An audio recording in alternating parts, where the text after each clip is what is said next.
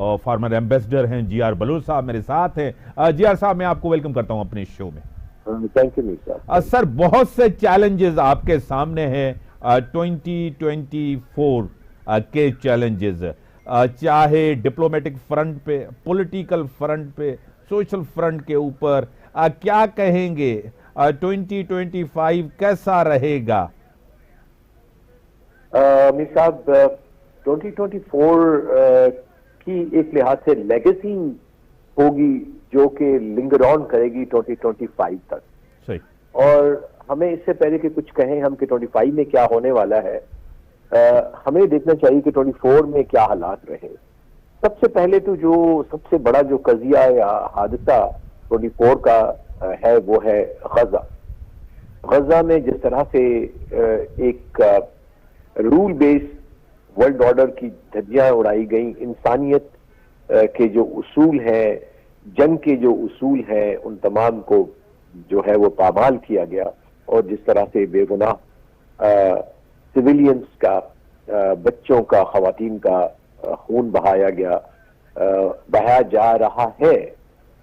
تو مجھے انفارچونیٹلی یہ لگتا ہے کہ جب تک کہ کوئی ڈیسائسو ایکشن نہیں لیتی امت اسلامیہ یا عرب ورلڈ, تو ایک لحاظ سے وہاں پہ کچھ وقت کے لیے لگتا ہے کہ اسرائیل اپنے دہشت گردی کو جاری رکھے گا.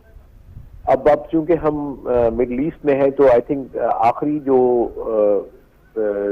نومبر کا مہینہ بہت ہی ہسٹوریکل مہینہ سیریا کے اندر جو تبدیلیاں آئی ہیں اس لحاظ سے آیا کہ 50 سال سے زیادہ اسد فیملی نے رول کیا سیریا کو, اس کا اختتام ہوا, اور ایک Islamist right wing coalition of fighters نے یا ریزسٹنس نے پاور لے لیا ہے.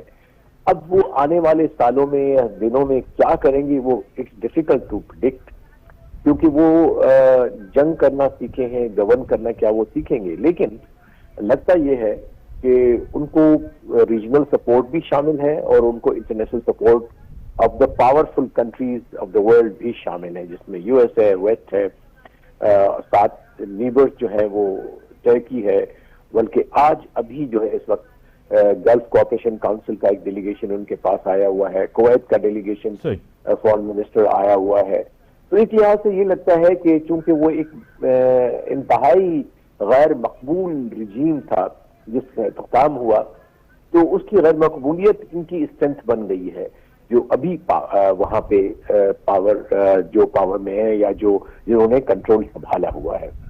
اب یہ ایک سچویشن 25 میں مجھے لگتا ہے کہ ٹائم لگے گا. وہ خود بھی کہہ رہے ہیں کہ ابھی 3 سے 4 سال لگیں گے کہ نارمل طریقے سے میں as a democratic country emerge ہوں, اور وہ غلط بھی نہیں کہتے. سال ہر سال کی بیڈ گورننس اور اتھارٹیرین رجیم جو کہ مکمل طور پہ ان کے مخابرات ہیں, جو ان کی انٹیلیجنس ایجنسیز اپریٹس تھا, اس کے اندر تھا ایک مائنورٹی فیکشن تھا الوائٹ کا, جس نے ایک میجورٹی سنی کو جو ہے وہ جو کہ 70% سے بھی 80% سے زیادہ ہے, ان کو کنٹرول کیا ہوا تھا, اور وہ بھی ڈنڈے کے زور کے اوپر اسٹیٹ کوشن کے ساتھ تھا.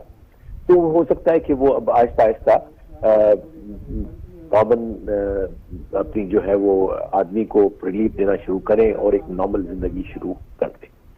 اب ہم آتے ہیں اپنے یوکرین کی طرف, جہاں پہ ایکٹیو جو ہے وہ کنفلکٹ جاری ہے.